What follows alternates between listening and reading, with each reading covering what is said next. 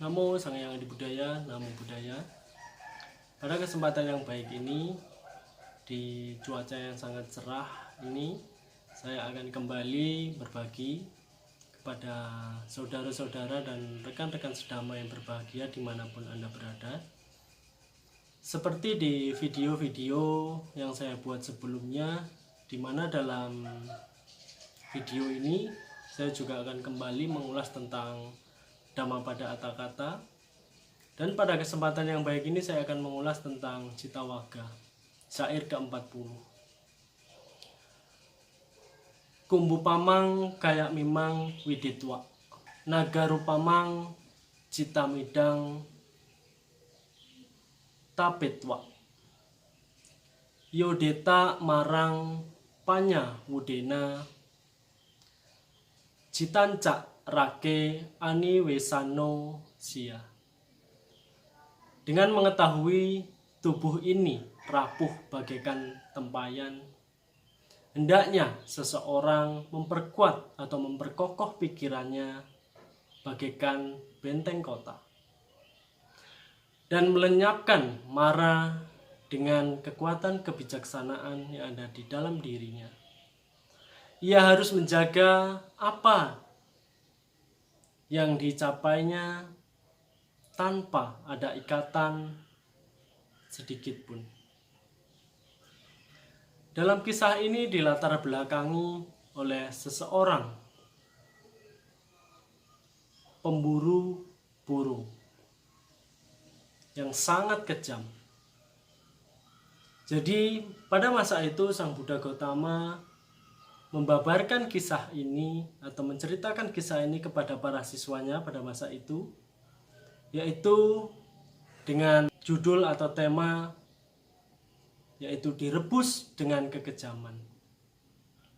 Dalam kisah ini saudara-saudara sekalian, bahwa pada masa itu, di masa Buddha Kassapa, ada seseorang perumah tangga yang memiliki pekerjaan seperti tadi sudah saya katakan sebagai seorang pemburu burung. Pada saat itu pemburu burung ini dalam setiap harinya mencari burung dan menjualnya ke kerajaan pada masa itu. Sisa dari burung yang telah dijualnya di kerajaan itu dikumpulkan di rumahnya, karena merasa takut jika pada malam hari burung-burung itu berterbangan atau pergi ataupun lepas, maka seseorang tersebut mematahkan sayapnya kanan dan kiri. Pada saat itu juga seorang pemburu burung ini selalu mengumpulkan sisa dari yang telah dijual ke kerajaan di rumahnya. Hingga setelah burung-burung yang dipatahkan sayapnya ini mengumpul banyak, orang ini lalu memasaknya hingga menjadi santapan atau makanan seorang tersebut untuk melakukan aktivitas di kehidupan pada saat itu. Pada suatu ketika ada seorang biku Tera pada masa itu berkeliling berpindah patah. Pada saat itu juga sang pemburu ini berpikir dan merenung, apakah saya pantas memberikan persembahan atau apakah saya pantas berderma kepada seorang biku, di mana di dalam kesehariannya saya adalah seorang pembunuh. Setelah berpikir dan merenungkan hal itu, sang pemburu ini mempersiapkan dana makanan yang akan diberikan kepada biku Tera tersebut pada saat pindah patah itu. Pada saat itu juga sang pemburu burung ini memiliki tekad yang sangat luar biasa untuk melakukan dana atau persembahan kepada biku Tera tersebut. dengan tekad yang sangat luar biasa dan keyakinan yang sangat luar biasa. Setelah memberikan dana atau derma makanan kepada Biku Tera tersebut, pemburu burung ini memiliki tekad di mana nantinya setelah kehidupan saat ini, seorang pemburu burung ini mangkat atau meninggal, dapat terlahir dan berjodoh bertemu dengan Tathagata dan mampu menempuh sang jalan di kehidupannya. Dengan tekad yang sangat luar biasa, seorang pemburu burung ini setelah meninggal terlahir sebagai manusia. Dan akhirnya berjodoh bertemu dengan Tathagata di masa kehidupan Buddha Gotama. Setelah ditabiskan menjadi seorang biku, karena tekadnya yang luar biasa pada saat mendermakan makanan kepada Biku Tera di kehidupan masa lampau, seorang penjaga burung atau pemburu burung ini pun terlahir sebagai manusia dan menjadi seorang biku. Pada saat itu terkenal sebagai seorang biku yang bernama Tissa. Pada kesempatan di kehidupan masa Buddha Gotama, Tissa ini menjadi seorang biku Tera yang memiliki penyakit benjolan di kulitnya. Setelah benjolan itu memecah, mengeluarkan nanah dan berlubang, mengeluarkan darah. Terus menerus, hari demi hari, benjolan itu bertambah dan akhirnya memenuhi sekujur tubuhnya. Pada saat itu, kawanan atau rekan berlatih sang Tissa Tera ini pergi meninggalkan Tissa Tera hidup sendirian dengan tubuh yang bau, berlumuran darah dan nanah, dan jubahnya pun berlumuran darah hingga mengering. Pada saat itu Buddha Gotama dengan kekuatan batinnya mengelilingi dunia ini dengan melihat